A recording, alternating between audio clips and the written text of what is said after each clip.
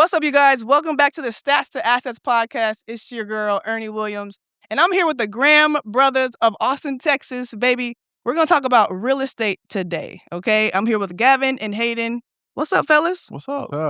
Appreciate you having us. Of course. It's been a while. I've been in them DMs, but it's been my fault. But it's here now. We here now. So I'm so excited to talk to y'all about your business, how you're crushing it here in Austin, and your backgrounds. We got athletes here. So all y'all that are watching that are athletes, get excited for this episode. Awesome. Let's get into it. So you'll give a little intro of yourself. Let us know who you are, what y'all do in your business, and like maybe what you each do in the business. And then we'll go into like backgrounds on athletics. Oh, I always go with you because you're firstborn. Ooh. All right. You want me to go? It don't matter. You got it then. All right. Brothers. So just the background on me? Yeah. All right. Well, I am the youngest of the two, contrary to what some people believe. I did shave, so now I look a little bit younger. But born and raised here in Austin, Texas. Yeah. I ended up focusing more on football. Originally went to go join Hayden at the Air Force Academy. Got up there. Football, great. Didn't mind the military life. Academics, not for me. So I went down to Texas State. Told my parents they'd never have to pay for school, so got a scholarship, went down there and played. Funny enough, when I got down there, they thought I was a genius. So very different from the Air Force Academy. That's crazy. Yeah, I went from them looking at me sideways up at the Air Force to asking if they wanted me to tutor teammates. I said no. Was it just extra hard? He'll tell you more about it. It's just very academic, it's very rigorous. Okay. And I'm not a school person. I'd like to learn about stuff I'm interested in. That's right. But nonetheless, went down, played at Texas State, got my education paid for, super blessed, had a great experience. Obviously, those lifelong friends from teammates, as you would know. Transitioned out after graduating, finishing up my playing eligibility. Originally got into personal training, quickly learned I love working out. I don't like training other people. You would always let me know that too. Yeah. It's like, dude, training. What is it about that? I think the intrinsic drive and motivation for myself to train. Yeah. But you can't, it's like you can lead a horse to water, but you can't make it drink. You can give somebody the recipe to success in fitness, but if they work out twice a week, so 2 hours a week, and then outside of that, they eat whatever they want, they drink whatever they want, all that, it's like, and then they'll come to you and be like, well, why isn't it working? It's like, well, I don't know what to tell you. Yeah. So I just quickly realized, like, I'm going to drive myself crazy doing this. Yeah. And that happened to be when it was that red hot real estate market. And so that's just very easy topic of conversation all the time. Just real estate. And I'd always known that at one point I wanted to own a portfolio of real estate, but I never thought about myself like being an agent. And so just 3 days in a row, 3 separate people were like, I could see you doing real estate. First day I was like, oh, that's cool. Second day I was like, wait a minute. Third day I was like, I'm not an idiot. Something's trying to tell me something. So I went home. Online real estate courses, 45% off the last day, October 31st. Meant to be. Signed up and immediately started the next day. And then fast forward and here I am. That's crazy. Yeah. That's awesome. It's worked out so far. It was people that were just in the gym? Yeah, people I was personal training. Yeah. And it's like just talking about stuff. And they're like, because again, real estate was the topic of conversation at the time because, it was just, that's what it was. Yeah. And 3 separate people, 3 days in a row were like, yeah, I could actually see you doing real estate if it wasn't personal training. And it's just, after hearing it 3 days in a row from 3 separate people, like, come on. So, and now here I am. That's great. I'm glad that was the route. Yeah. Because like in the weirdest way possible, it's brought us here. So I'm older brother, Hayden Graham. I did go up to the Air Force Academy just to play basketball. Like I did not know anything about military. I didn't have anybody military in our family. Our father played professional football. So we were an athlete family. Cool. Air Force Academy was in the Mountain West. So I was like, this is the best conference I can play in. So let's go get it. Okay. Went through there, graduated in 2017. And then obviously once you graduate from the Air Force Academy, you roll into a service commitment. So I ended up going active duty as a second lieutenant. I stayed in for 6.5 years, almost 7. I did 2 extra years on top of my service commitment because they sent me back to school to get my MBA. So paid for school. Thought that would like leverage opportunity if I got out of the military. But when he got in, he called me every single day. I was living in South Korea at the time and I was stationed there. He'd call me. We were a 14-hour time difference, morning and night. You should move home. I'm doing the real estate thing. we could do it together. We could build a brand. And I was like, no. Every day.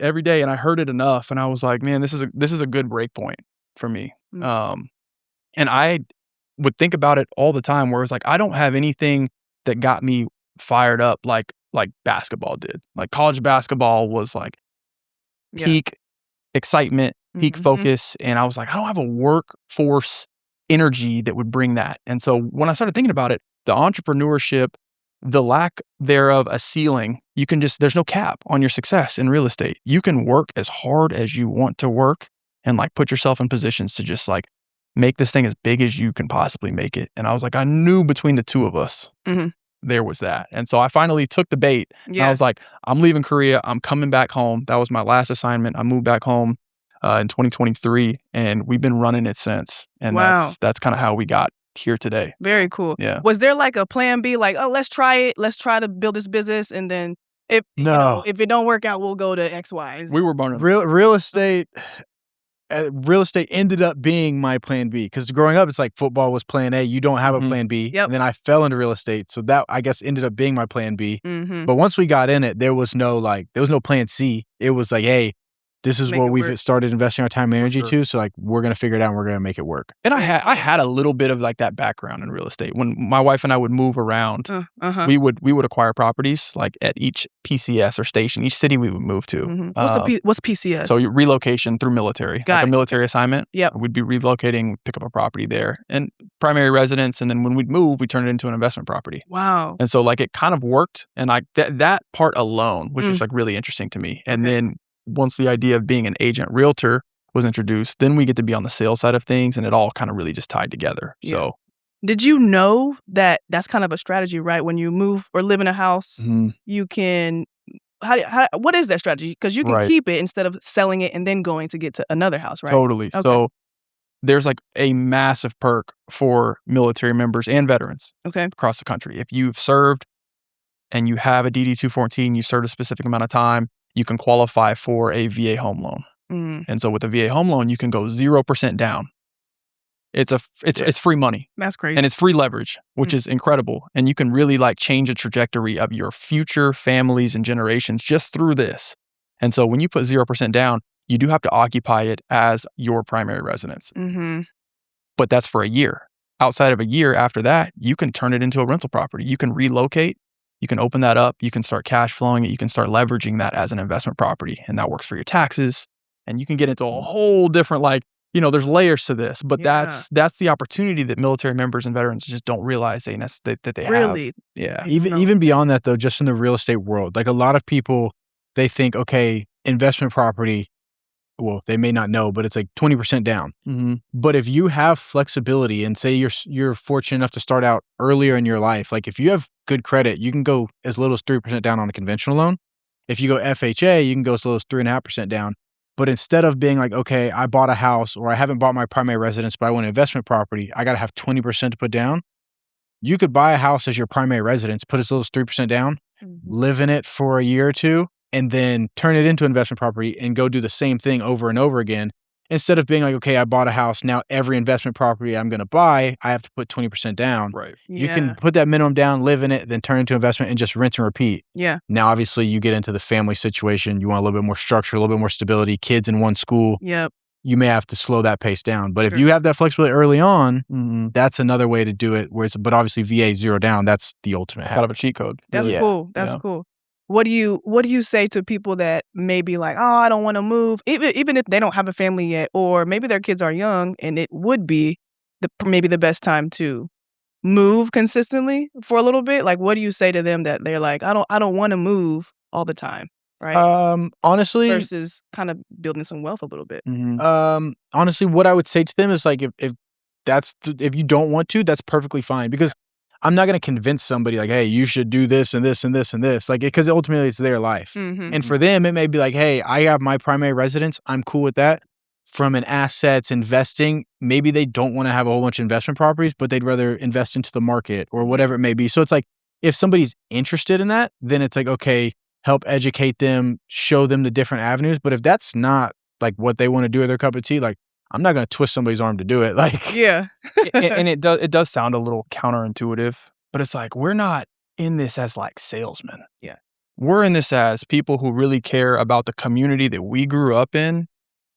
Austin, Texas, we're one of the few. Like, no one's from here anymore that has a passion for real estate. Mhm. And we want to be able to share our knowledge to other people who also have a passion or a need for a property or a home or an investment, whatever it is. Like, if you don't want that Mhm. and that's not your cup of tea, we're not going to sit here and try to tell you that you have to have it. Yeah. There's so many avenues to invest.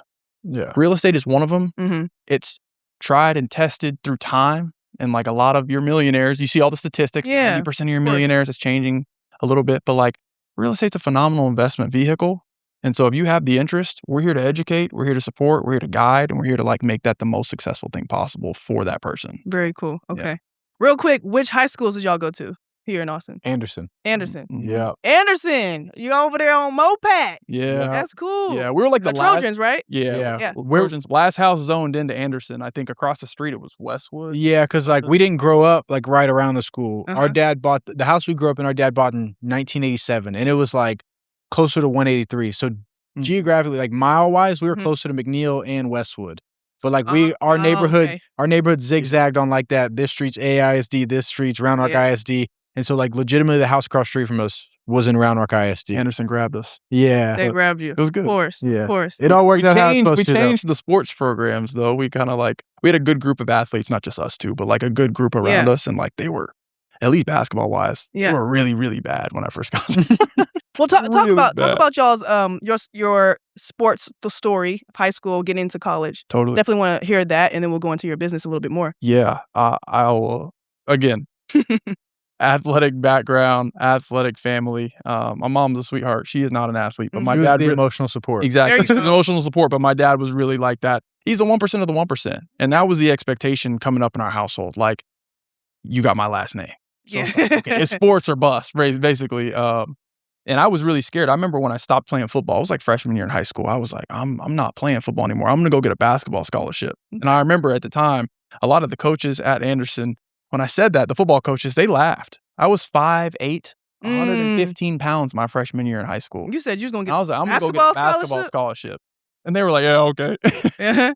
I came back sophomore, junior year, like 6'4", Sprouted. Dang. huge. From 5'8" to 6'4"? Huge. I That's could barely crazy. walk. Like my Yeah. knees and my Achilles, everything was just shot. Yeah. But like I came back and Growing so fast.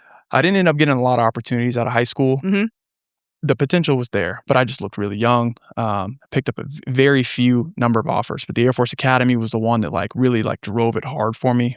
They saw it, Mhm. and I was like, it's a great opportunity, and I took it. And I really like bloomed when I got to college. Yep. And ended up having a really strong career at the Air Force Academy, one of the all-time leading scorers at the program, and got the opportunity to go and have a few pre-draft workouts like Cool. at the next level. But man, it was like I really found what a work ethic was when it was like almost a little too late. I got a little bit lucky, and Gavin talks about it all the time, where it's like I really did rely a lot on like some natural ability. Yep. But I found that because I realized that I was not a big fish in a small pond like high school. Mhm. Everybody's good when you get to the college level. So it's like if you want to play and you want to succeed, you have to be able to work really, really hard, like and Mhm. dial in that focus because everybody's going after the same exact thing. So, I mean, it was an awesome opportunity. You know as well as anybody, you learn so many lessons playing sports. Yeah. How to lead, how to communicate, what hard work looks like, what frustration and trials look like. Yeah. All of that just like sums up into this beautiful thing that you can carry for the rest of your life in business and just life. And just to get through all those hard things, you understand that your highs can't be too high and your lows can't be too low. Mhm. And it's just like being even keel Yep. is going to take you so far Just because that. you're just not an emotional, like too emotional of a being. And like, Mhm. that's where the success will come from. And the two of us together, Mhm. having that background, having that understanding is like, I really feel like that's why we're so confident that we can take this Graham Brothers brand and For the sure. real estate portfolio to the next level. For sure. Athletes have the edge, man. Yeah. We got the edge, and we don't know it. It's, I feel like some of us don't know it, especially in the transition. mhm. Of, I feel like it's after rediscovering yeah. yourself. Yeah. Like, Yeah, that's a that's a good way thing. to put it. But Yeah. yeah, I want you to go ahead and Similar to Hayden, I was very undersized when I went to high school. I was the smallest kid on our football and basketball team my freshman year. Mhm. He was 5'8". I was 5'4", 125 pounds. So a little shorter, a little stockier. uh-huh. But yeah, I remember relying on ability, not size. Like you got the kids early on that are just bigger than everybody. Mm-hmm. I just was better, but I was smaller. But he also worked hard. Yeah, so Okay. like He worked hard. him and my dad would butt heads because Hayden was the type that wake up, watch cartoons, eat a bowl of cereal, and then go drop 30. And my dad's like, you could, if you went out, if you worked a little bit harder, you could be that much better. Yeah. But Hayden's like, You can drop 60, okay? Hayden's like, but like, I'm doing good.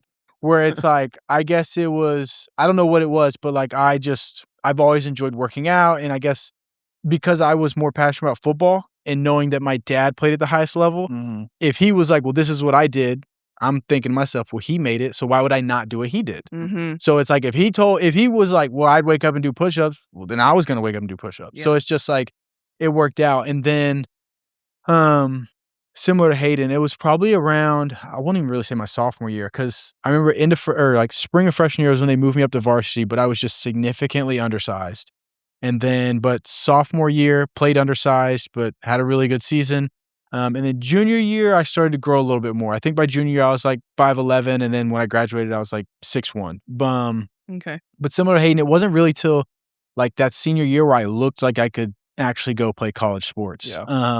And now, and looking back on it, even then, I also, and maybe in comparison to today's kids, because they train so early on, Yeah. I look back on it and I was like, well, I thought I was big, but I was actually still really small. Yeah. But you play big. yeah, but it all He was all state. Yeah. He But- was a killer. Like Listen, he really and- was. Yeah. it all worked out. Don't let him forget any of the accolades. The All-State, that matters. Oh, you know? it did. 'Cause I mean, it's But- like he really worked his ass off, and I remember Yeah. like seeing that from a distance when I was up at college, and I'm like, man, keep Mhm. going, bro. Mhm. But He cares a lot. So when Air Force offered me, like, obviously watching him go through that recruiting process, all everybody talked about was how prestigious of a school it is. Like, once you graduate from there, you're set, you're good, as long as you don't mess it up. Yeah. And so I think my senior year of high school, like, they went like 10-2 at Air Force for their football program. So when they offered me, I was like, go to school with my brother, like, play football for sure, no doubt about it.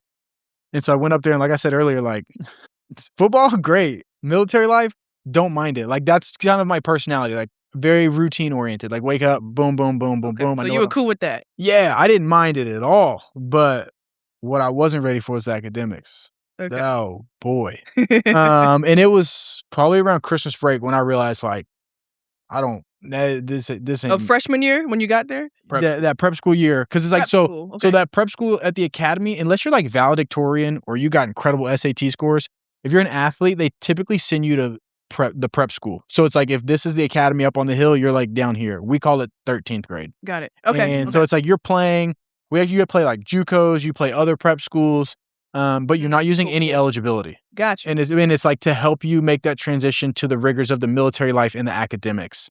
Yeah. And so then, but I remember like once I was like, I don't want to be there. It was like, I always knew the deal with my parents was they're not going to pay for education. Like I remember our dad set us down in middle school and was like, yo, I'm not paying for your college. Like you're either going to be really smart or really good at sports.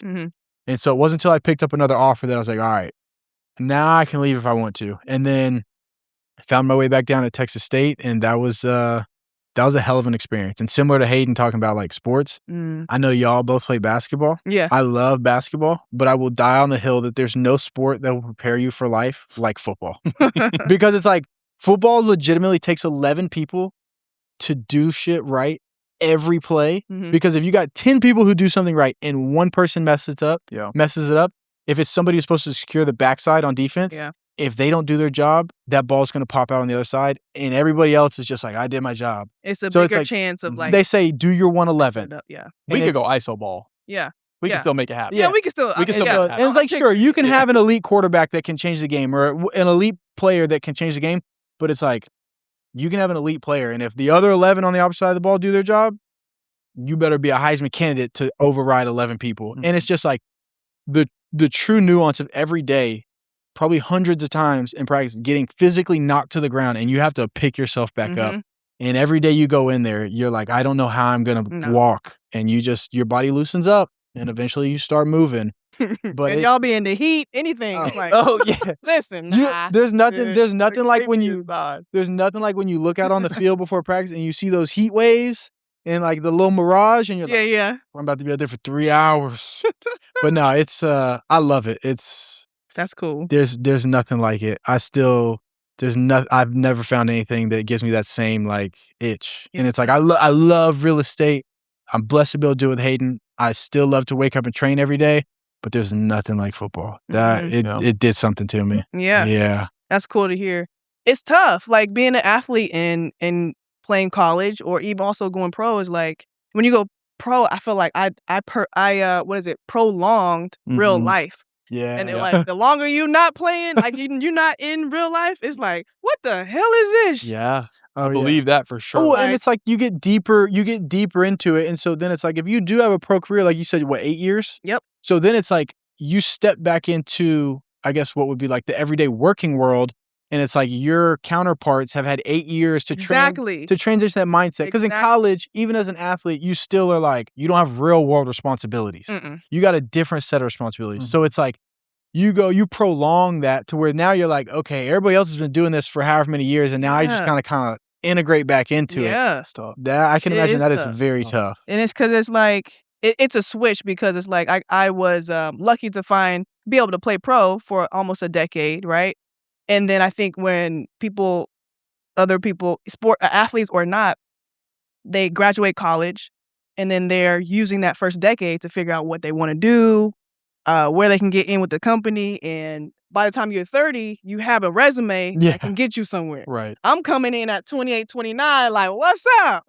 I got leadership. I got all these things. Like, but they're like, no, you're going to start at the 40K. I'm like, I can't do nothing with this. Yeah. And that's like, it took me, again, another almost decade, right? Doing different businesses, trying to figure out what I wanted and doing these careers and these little side jobs to finally be where I am as an entrepreneur and be like, this is it.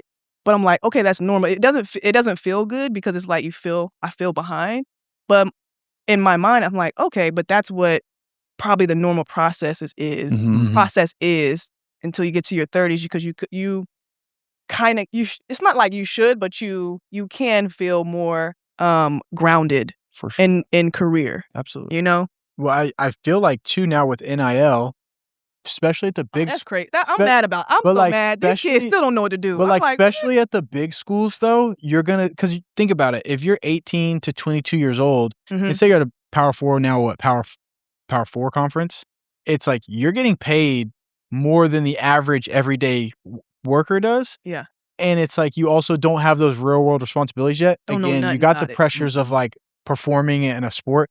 But it's like, you're not paying like bills. You don't have like family obligations. And so I feel like you want to talk about a gut punch. At least when you transitioned out, you're like, okay, I am a fully mature, functioning adult. Where it's like you take a 22-year-old who, say they're getting 100, 150K, some way more a year to play the game they love.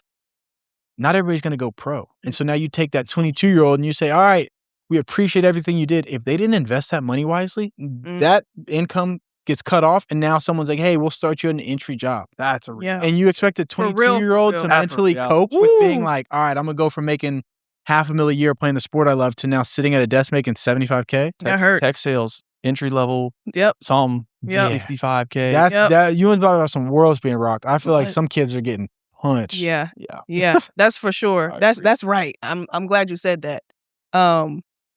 Yeah, because that's even worse. That's worse than my silver lining. That's worse. Silver lining. Jesus. But there again, it's like if they gotta know, they gotta have the right people around them. For sure. And hopefully they do. Hopefully they with NIL, if they're actually doing what they're supposed to be doing when they're there, they're making the money, but they're building the skills of like this generation, right? Content creation, getting brands, sponsorships. But not only that is like I love the sponsors and branding and all that where you are getting paid from other companies, but then there's that IP piece. Does your what is it? What is IP? I forgot.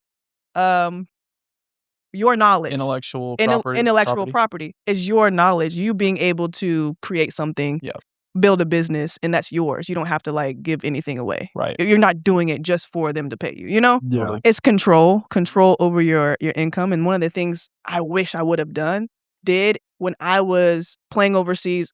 I had so much time, y'all. It's just stupid. It really is just stupid. I had too much time. We practice and everything, whatever, 4 hours, 5 hours a day, great.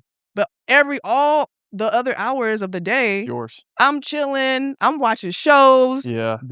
I'm walking around to having coffees with the teammates, which is fine, but like I wasn't building anything.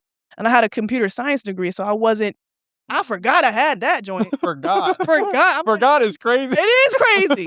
It is. I was like, I come back and I retire and I'm getting into everything. And I'm like, well, I forgot I had a What can I science do? degree. Oh, What yeah. can I do? I got a whole comp It's sci so degree. crazy, but there's so many things I would have did differently if I would have just known, you know? Yeah. And I what I want to do is my mission too is like bringing people like yourself in that are athletes as well. Right. To share the stories so that these athletes can get it and they can understand. Even people that are playing pro right now, there's guys making good money overseas even and in any sport. But again, for me, I'm like, okay, what can you create that's yours from what you're doing, basketball? And I think that's what we really like latched onto for real estate too. Yes. Because Austin has so many talented realtors. There's a lot of people in this industry that are really good at what they do. And so you have to find a way in anything really to like differentiate yourself. Exactly. And when I came back and joined Gavin, it was like, how are we going to be different? And that's when we really sat down and we were like, let's build out a brand that tells a really good story about who we are, what we do, and it will all end up coming together. And I think it's really helped us kind of like separate earlier in our career than just, kind of like being invisible on social media. Yep. Because we do actually get a lot of good traffic and lead generation from our social media, because at the end of the day, we're out here doing a good job for people. And then we're going to tell that story online and replicate it time and time again to where it's like, it's going to be a fortified brand. And the two of us doing it together, there's not really like another brother duo like us here. And so we just think with our backgrounds in military and athletics and, all the other experiences that we have, like we can really tie things together and resonate with a lot of people. Yeah. So I love that. Yeah. That's a great segue into talking more about your business. And you talked a little bit about it, but how you differentiated yourself. How'd y'all come up with that? As far as the audience that you serve right now in your business? I feel like a lot of trial and not even so much error, but just trial. There's, I guess you could say like error if it's like, okay, well, this is what we settled on to the others, but I don't really view them as errors, just like trial. Yeah. Figure out what works best. Right. And so, yeah, like just the different, we're literally talking about it today, the different evolutions of like even how we created content for our business. And then kind of the version and the way we're doing it now, where I say he's the mastermind behind our social media. I will always give him credit for that, because it's like, if one day he was like, I'm not doing this no more, and I had to try to replicate it, people are gonna be like, what the hell happened? What y'all doing? Something different. He'll be like, y'all outsource this to somebody who should not be doing it. And I'd be like, nah. But so the way he has now started curating our content, it's done what we've wanted it to do, and it's continuing to do it. And so like that is the way he's kind of tells a story, captures things. It's different than how a lot of people do it. And I give him all his props for that, because he honestly does a phenomenal job at it. So cool. But I think it boils down to like just a couple things. Like, sure, you can have like an aesthetic or an energy that comes to your page, but at the end of the day, like you want to invoke emotion. Like real estate is an emotional thing. Like you live in this space. Your quality of life has to be high in the place you decide to live in. You don't want to buy something and then be miserable in it. And so like when you see a property, and it can range from first homes to dream homes, when you want to tell the story of the home, you want to tell the story of the location. Why Austin, Texas? The food here, the opportunities, things that you can get into around the city. But ultimately it boils down to real estate. And we've kind of focused our page on real estate. And each home is so unique. And that's the cool part about architecture, where it's like, it's special in its own way. And I don't like the whole cookie cutter thing kind of going away from it, but Austin has a lot of versatility. Yeah. There's so many submarkets around Austin to where it's like, if you're moving from anywhere across the country, you can find something that makes sense for you. You don't have a beach, but we do have some pretty cool lakes. I said the only thing we don't have are beach houses. Yeah. So like it can work for any and everybody. And there's pockets for every type of person in this city, which in other cities across the country, you don't have that. Okay. So Austin's a really special place. Yeah, it's really cool and growing, and there's always something new. I've been here too long, not too long, but like a long time to like still not know some of the cool pillars around like restaurants and the thing with that is there's always new restaurants. I know, so that's like, the thing. Like, so I love that y'all do the food content because I saw I was on your page today. There's a new Mexican restaurant. Sugar? Mexican sugar. And I was like, that look cute for a little date spot. Yeah, it's a good spot. Let me be like, hey, babe, I found this. Food's really good. Shout out Mexican sugar. Yeah, the food is very good. Where is that? Over the Domain. Domain. You know where That's in the Domain? You know where like the old Museum of Ice Cream used to be? Yeah. That's where it is. The Okay. big pink building that used to be. They renovated it, and that's where that sits now. Okay, cool. Yep. That's dope. And it's well priced. Like you're not gonna go in there and walk out hurting. Like and that's one of the things they like held their hat on. They're like, hey, like we don't want to just drain people. We want to have good quality food, good service, and people enjoy their time and not break the bank. They were solid. I need to lot of respect for them. and I need to come back. Yeah, for real. Okay, let's talk about your business and who do you serve? What are your services and like how do you help people find their homes? We'd like to say Austin, this community poured into us so much. Everybody, all types, from all different areas of the city.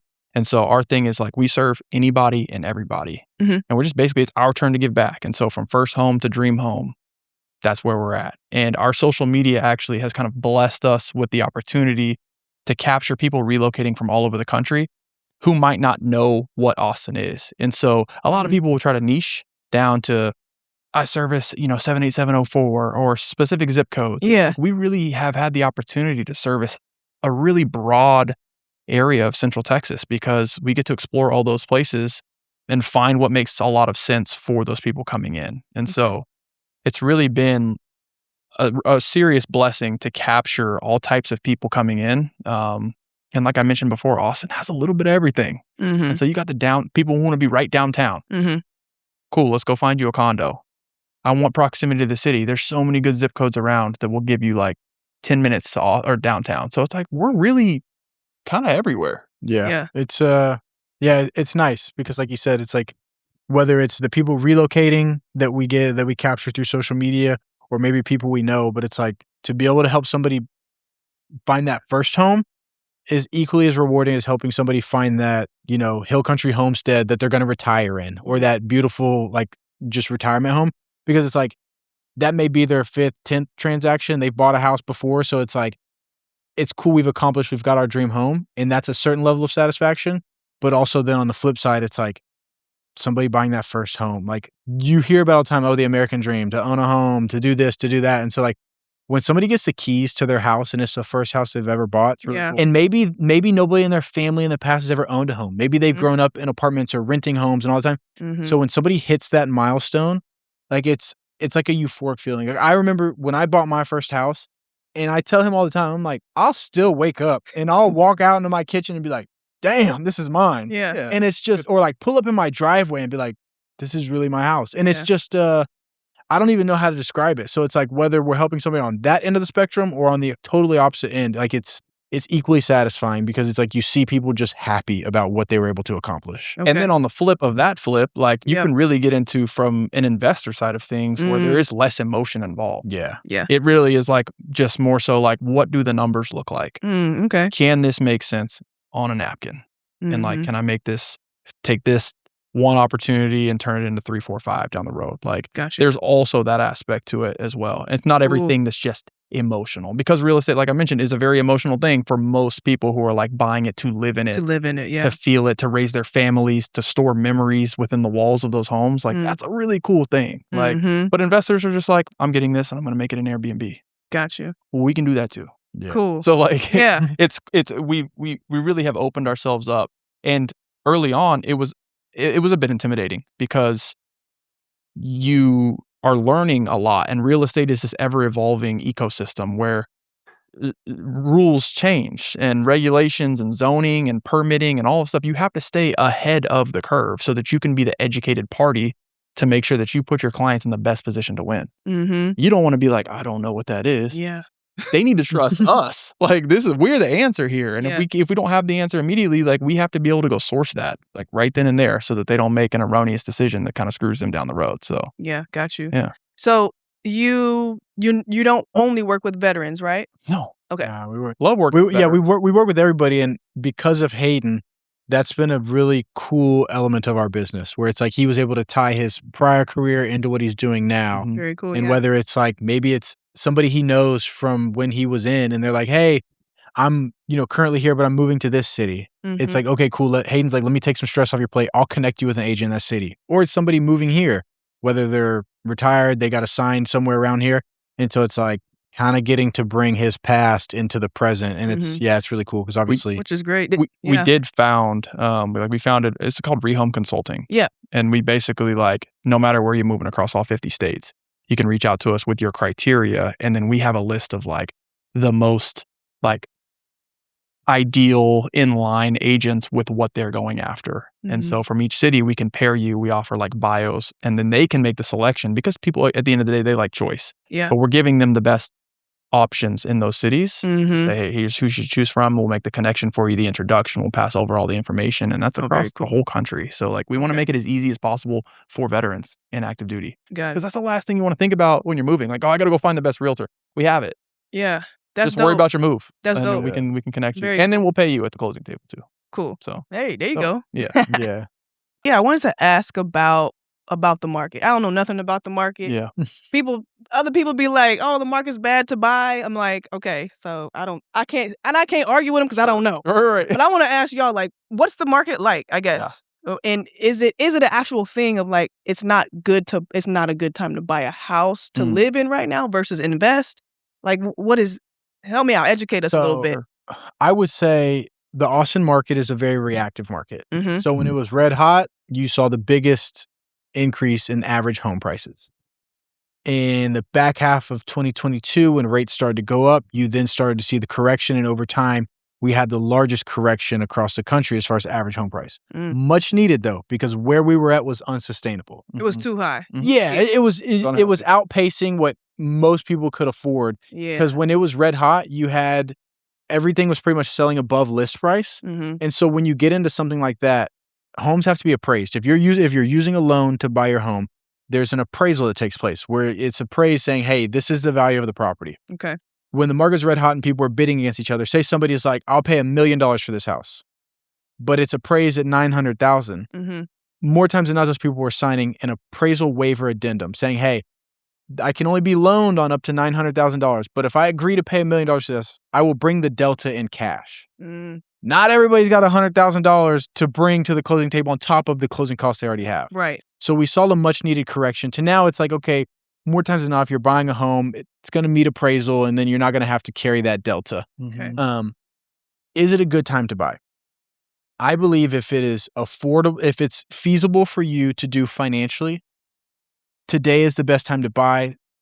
And it's like kind of like to say, like, hey, when was the best time to plant a tree? 20 years ago. When's the next best time? Today. Right. Because it's like real estate, if you're willing to be in it for the long haul, you're going to win.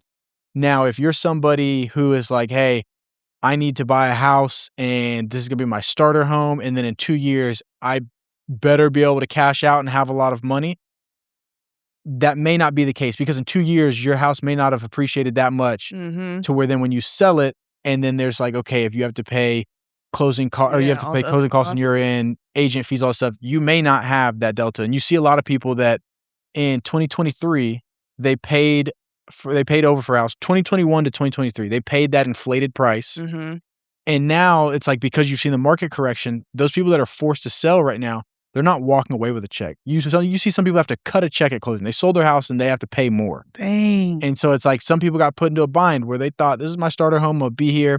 And now it's like they're busting out the seams because they got 4 kids and they need a bigger house or whatever it may be. But is it a good time to buy? Like I said, if it's feasible for you, get into the game, because it's like you can then leverage that in the long run. Yeah. I will also say a lot of people who just talk about things and feel as if they have the answers. You see it across all markets. It's the best time to buy when everything is on the up and up, exponential curve upwards in any market. Oh, buy, buy, buy. It's like when everybody's screaming buy, that's probably not the best time to buy. you want to take advantage of markets when they've seen a correction, Mm-hmm. when you feel like things are settling and finding their new bottom. Mm-hmm. And then that's where the upside can be made. Mm-hmm. Austin's seen a correction and kind of like a neutralizing over the last few years. So again, like Gavin mentioned, if you find something and say, I can afford this payment and we can find something within that structure for you, it's a phenomenal time to buy because right now buyers have so much leverage in this market. Mm. Sellers want their homes to be seen. Sellers want people to walk into their homes because there's a lot of inventory on the market. So buyers have the ability right now to step into this market and ask for seller concessions from the sellers to say, hey, I need to buy my rate down. You can negotiate way more right now in this market as a buyer. Okay. Because there are not as many buyers as there are sellers. And that's across the country. Yeah. And so we're Austin specific right now. But if you have the ability to step in to get your home in this climate right now in this market, that's the time to do it. Because even if your rate is saying, hey, I'm hovering in those 6s, and we're realigning expectations from COVID when we had, 2% interest rates and people were refinancing. It's going to take a zombie apocalypse, World War III, aliens, something like that to break the economy to get it back down there to again. 2s, right? Yeah. And so that's not reality. Okay. So we can kind of let that go. But from there, what you're locking in now, if you don't buy down your rate, is 6s. The rates will come back down in the future. And so what you're saying is I'm at the highest I'll be. And if I have an opportunity to refinance into the 5s or the 4s or the 3s, your payment's only going to get reduced. You can refinance into that and then you're in a better position. And then you have a ton of leverage moving forward to then offload that property in the future. Okay. So because of the rates and the climate and what everybody's kind of circulated their thought process around, when we work with our buyers, we don't go at it as hey, obviously they have to get their pre-approval. What do you pre-approve for as far as the purchase price of the home? Mm-hmm. But the way we work with our clients on the buy side, a lot of times we reverse engineer it. So instead of saying hey, you're approved for a home that's $700,000, we ask them, what are you comfortable with for a monthly payment? Mm-hmm. Because somebody may be approved for a home that's $700,000, but when they actually see the payment that's associated with it, they're like, oh, that's way. They're like, that's way more than I want to pay a month for a home. Yeah. True. And so it's we say, okay, what are you comfortable with for a monthly payment? Mm-hmm. And then we look at it from there because they may be able to capture a home that is towards the upper echelon of what their pre-approval is, if we can negotiate and capture a certain amount of seller concession to buy that rate down for them, to where they're like, okay, cool. Because we were able to work with the lender, we capture the concession. Now the lender can apply that to buy the rate down. Now they're like, wow, I got what at the time, this is my dream home. I got that. And it's still within that monthly, affordability for them because of, again, like Hayden said, the climate where buyers have so much negotiating power. If you take $10,000, say if you have a $500,000 home. Okay. And you get $10,000, just $10,000 of flexibility from the seller. Taking $10,000 off of $500,000 to get your home payment to $490,000 or the home price of $490,000, that's not makes a marginal difference. Very marginal difference. But if you take that $10,000 and you buy the rate down on that same thing, you're saving yourself a ton of money across the life of the loan, thousands of dollars, tens of thousands. What do you mean by rate? So the interest rate. Interest rate. How does that work? And so taking 10,000, yeah. So so say people can understand. So it's gonna vary on what's going on, the bank that the lender's using to finance the loan, all that stuff. And so, but if it's hey, say you have a 6% rate, and we'll work with our lender. Our go-to will say, hey, how much will we need to capture to buy this rate down 100 basis points or one whole percentage? So to get it from 6 to 5, because maybe that's going to allow that monthly mortgage payment for that buyer to be like, wow, I'm really comfortable with this. And so then we'll go at it. And then you kind of have to work your negotiations a strategic way. If you go in and you try to hammer them off the list price where it's hey, if it's listed at this amount and we're going to come in and swing for the fences to get it contracted at the lowest possible amount we can, then you're going to have a less likelihood to capture negotiations if there's repairs that need to be done, or hey, we want to try. Usually, you're not going to capture concessions to buy your rate down post contract.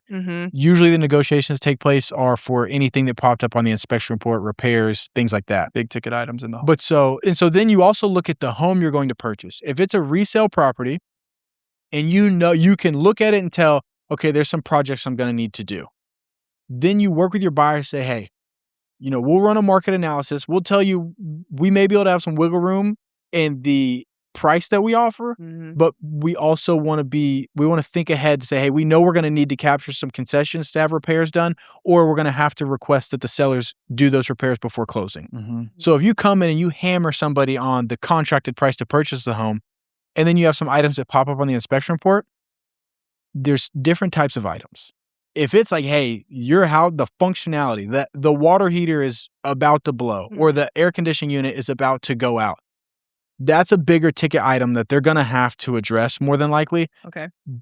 Even if you hit them pretty hard. But if you hit them hard and then you come in and it's more like ticky-tacky things, they're going to be like, no, we already took $30,000 off the purchase price. Like, yeah, you're going to eat that once you close.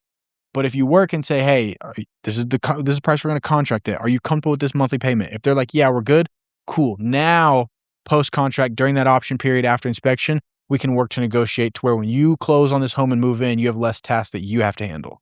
So it's really subjective to someone's situation, what they're looking for, and how they're trying to step into that home as an owner to be like, am I okay with doing projects, or would I like to have this stuff handled before I move in? All that said, there's a ton of nuance and there's a ton of strategy to negotiations in real estate. And we really heavily lean into that for our buyers because it's important. You want to be able to feel as if it's a win and attack it in a way that it makes the most sense for that specific buyer. Every single buyer is a little bit different. Yeah. And they have different needs. Like some people's I don't have enough capital to pay for all of my closing costs. I don't have enough liquid cash for down payment and closing costs. So it's like, let's go capture the closing cost concessions. And so the sellers are going to pay for your closing costs. It's fun to play the game. And we've gotten really good at playing this game for our buyers to where it's like, we're going to make this work for you. And you can get super creative. Real estate is one of the most creative spaces you can be. That's cool. Yeah, that's cool. I'm seeing this as y'all. I'm in my head. I'm like, oh, this is like some sports. We kind of got in the weeds a little bit. We got X's and O's in real estate over here. It's like it's a real strategy. Yeah, there is. It's for sure. It's a game. Now, it's somebody's life, and it's their biggest investment they're going to make. But essentially, for us, it's a strategic game on how do we want to approach this. And we work with each other, our buyer, or if we're working on the selling side with our listings, work with our clients there, the lender, and we piece it all together. Say, hey, how do we make this become a win for our clients and paint the picture and get the results that they want? I will say this, and I think this is super important though. We are not those agents that are rah, super loud. I think the loudest agents in the room are often the ones that are most detrimental to their clients because real estate is a super collaborative industry. Agent relationships matter. Building relationships across the city to know what's coming soon, what's off market, how to work with somebody, how to communicate with these individuals. Because at the end of the day, agent to agent on both sides of things, we're working in a sense together to bring the deal together for both the buyer and the seller. Sure. And when you have an ego and when you have something that's carrying you into this place that's kind of nasty, nobody likes to work with you. Exactly. Nobody wants to be around that. And so the loudest guy in the room often blows things up for their clients. And so having humility in a space like this when you're dealing with such a big transaction is so important. Being even keel, like we talked about earlier, but just being somebody that's approachable on all angles, all sides of the transaction is the best possible thing you can do as an agent. It's also an environment where it's shit comes back around. So it's if you work with an agent on a transaction for sure, and you leave a sour taste in their mouth or vice versa, eventually down the road, there's going to be another transaction where it's you and them on the phone together. And you may be like, oh God, this is the last person I want to work with. And obviously for your client's sake, you're going to, but it's some agents, if you build a bad reputation, that may be all right, we're showing this house, and somebody may talk to their client and be like, well, I know this agent, so this is probably how this transaction is going to work out. So it's like Hayden said, you want to have that good relationship. You want to be respected in the industry, and not from a ego thing, but from people know you're going to do right by your clients. You're going to have respect for the other people on the other side, and it's you're going to work together to achieve your client's goal, but also make it a harmonious thing, not some really pitting each other against one another. You got to work together to get things done. Yeah. Sports. I know. I'm just in my mind that's a lot of teamwork with your team, and then what's different is the other team is you got to work with them too, right? Yeah. Right. Kind of. That's what we're not necessarily used to, but also right. But it's the understanding of teamwork in general. being able to not be coachable, but like, what is it? Like you said, approachable, but just being able to work with people. Well, right? I mean, even sports is like, I'd say sports is one of the best examples of like taking people from all walks of life and intertwining them into one spot. Yeah. And it's like, again, going back to like my bias towards football, a normal roster is going to have like 120 guys on it. That's crazy. a lot of different. Who not playing on the Right. Who ain't getting in the game? That's a lot of A lot of people not getting in that game. a lot of people are servicing you in practice. Yeah. But that's a lot of different personalities. And it's like Yes. more times than not, any sport in a locker room, you're going to have people that if it wasn't for that sport, Always. they would have never crossed paths. Yeah. And so sports also teaches you how to communicate and how to work with people when you have vastly different personalities. And so then you transition to an industry like real estate.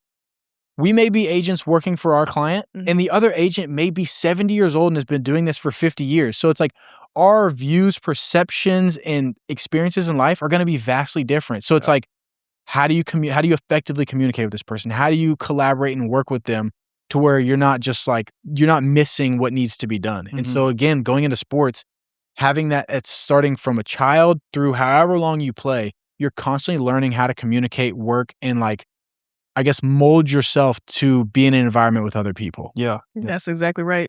Yep. Yeah. I agree. What'd you have to say? No, I was just saying, I was thinking more about like, your competition. And it's like, it's okay to compete. It's still okay to be competitive too in any industry. Yeah. Like there's a fire there. You want to be the best or you want to be good and stand out. Like that's just part of it. And if you don't, that's okay. Like you can blend in, but like that's just not who we are either. So He it's said like, you can blend in, but you want to work hard because your work and the sweat and the tears and the frustration, it all comes together and like you can ascend and that's okay. Yeah. You're like worthy of that.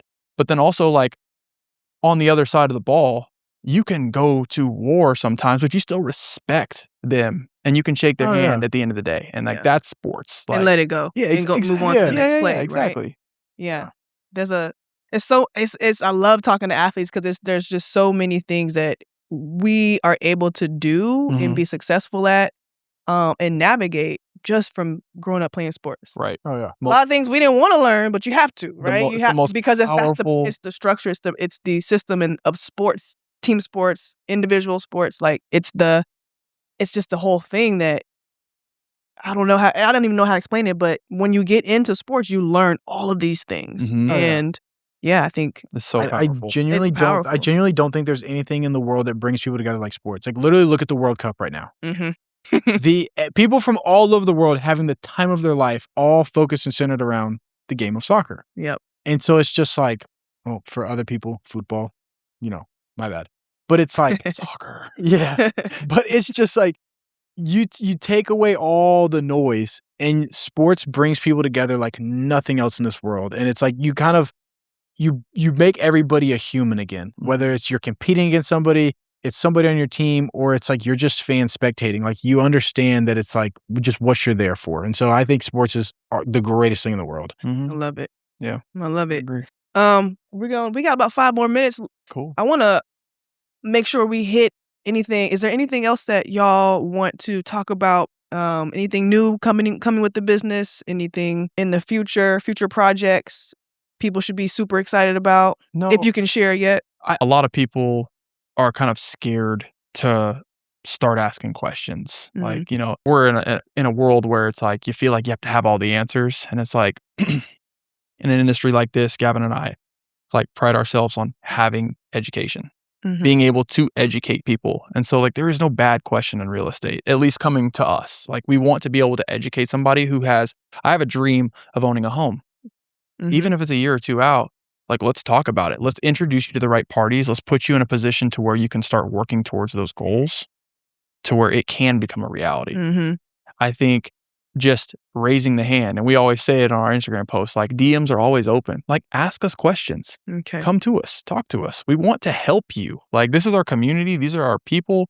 Like, and that's like that's the hill we're going to die on until we're done doing this real estate thing in the city. Like we want to have an impact on every corner of this city, all types of people from first to dreamed home. And it's just like, just ask the questions. Don't be scared. In fact, people in our DMs be like, I've thought about reaching out to you guys for like months. And I'm like, we're here. We're really friendly people. We're human. We're human. Ask the question. Yeah. Huh. But no, this is great. Yeah. This is great. Here's the one question I do want to ask before we get out. About, how long have you been in your business?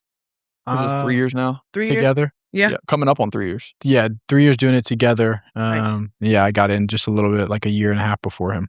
Okay. So he was doing a little bit longer, but what's been your maybe biggest loss or learning moment, and where did that take you? man, I have a couple of them. And there's a lot of L's in real estate. Yeah.